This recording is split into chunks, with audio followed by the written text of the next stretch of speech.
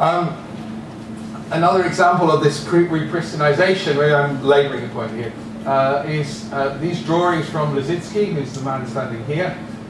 We have quite a big Liszicki collection in the museum, and what we did was to commission a model maker to produce models from the drawings. So these are from an opera, Victory Over the Sun, which was designed both by Malevich. The Malevich drawings are in the back wall, and Liszicki designed electromagnetic puppets, he called them. It was like a puppet theatre with these strange, whatever they were meant. They were never built, so nobody quite knows what he meant by electromagnetic puppets. I think he wasn't sure, but he knew that they should be puppets of some sort.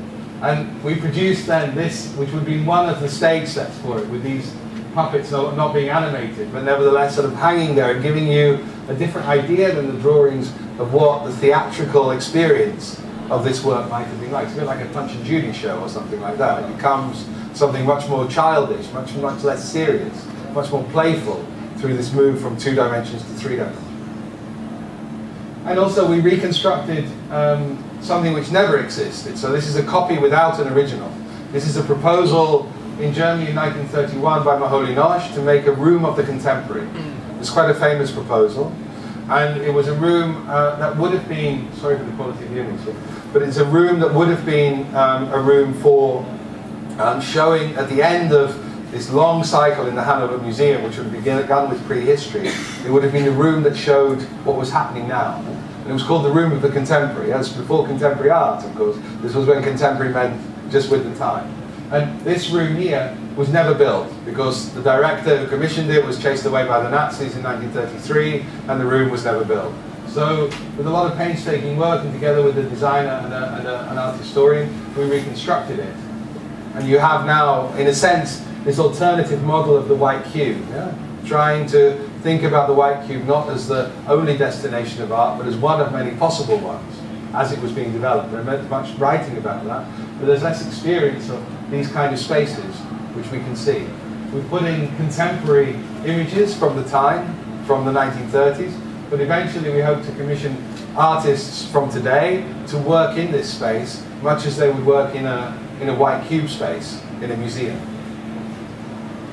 And finally, I do have an archive shot of this, and this, which is Lina Bobadi, who was the director and architect of the Museum of Art in Sao Paulo, and developed this extraordinary hanging system.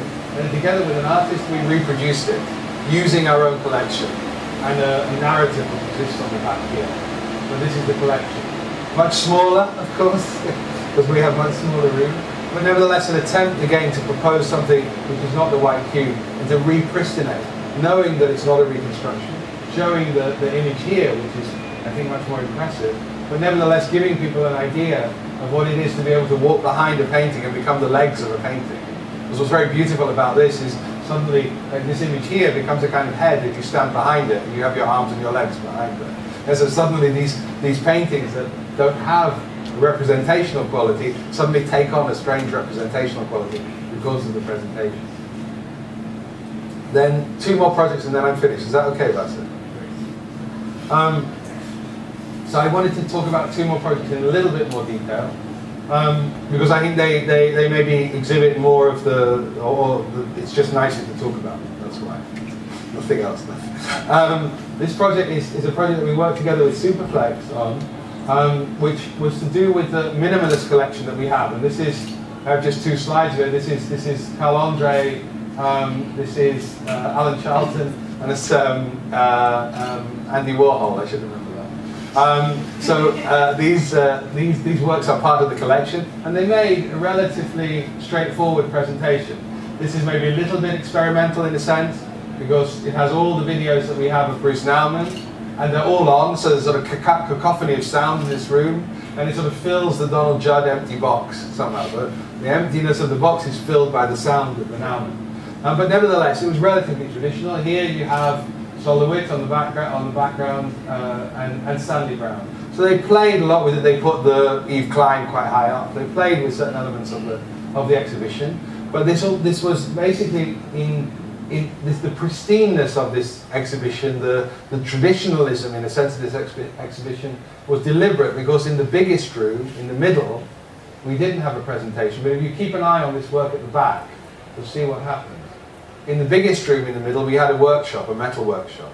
And in that metal workshop were 3 or 4 people all the time. So when the museum was working, there were people in that museum all the time. And they were working on copying the Solowit. And then eventually, through lottery, people were able to come to the museum and carry these works out. And they were given away free. The project was called Free Solowit, which kind of, you can think about free Nelson Mandela in some way, but also, of course, free is gratis. What do you say? It's kostenlos? What do they say in English? Free is free. Yeah? It doesn't cost anything.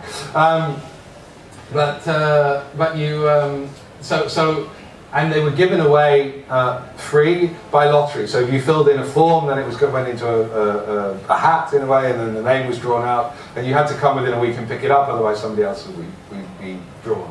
We reproduced about 35, around 20 of them stayed in the immediate region, and 15 went far and wide. But we're still in touch with the people, and people have used them to grow roses up on outside their house. But also a lot of them have just put them exactly in the middle of their front room, like a minimalist Solowit. Interesting thing, of course, in this story was that it involves a juridical question in a way. It involves a question of, do we have the right to copy this work from Solowit? And this is a fascinating story, but to cut it short, we basically decided to do it without doing any. We did a lot of legal investigation, but quietly, but we did it without announcing it to anybody. As soon as we opened, actually 2 days before we opened, we got a phone call from the Copyright Society in the Netherlands to say, you can't do it, you have to stop. And so then, and if this had happened, then the project would not have happened, we would have published all the correspondence with the Copyright Society.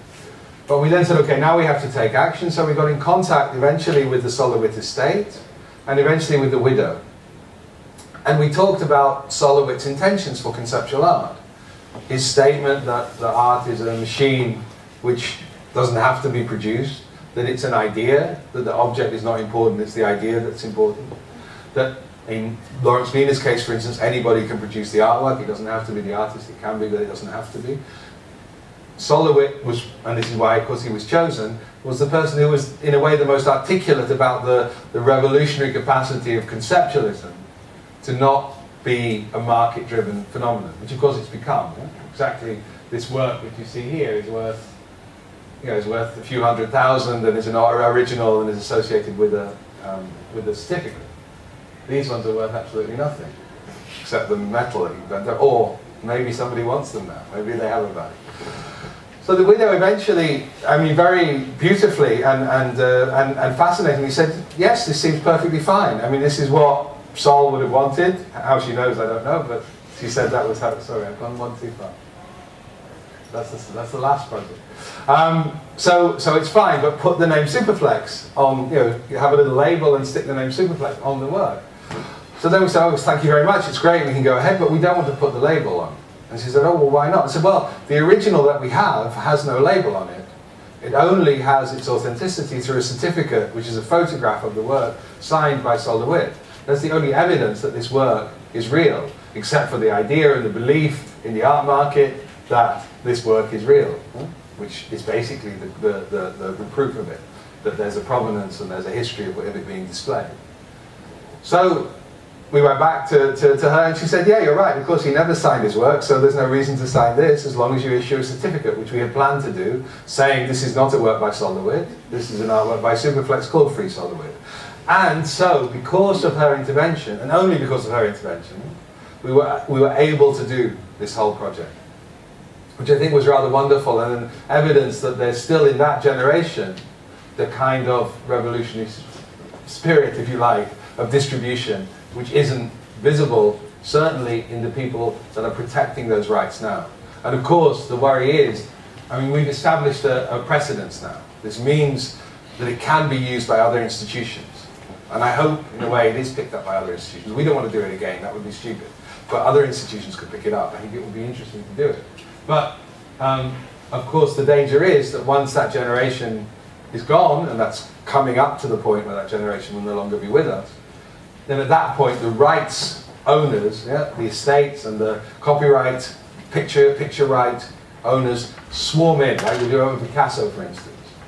And they, of course, have absolutely no interest in the intentions of the work. They have absolutely no interest in the idea, what we could call a commonwealth of artists, an idea that artists inspire each other and exchange information and allow that information to flow. They have only the raw, bitter interest in money.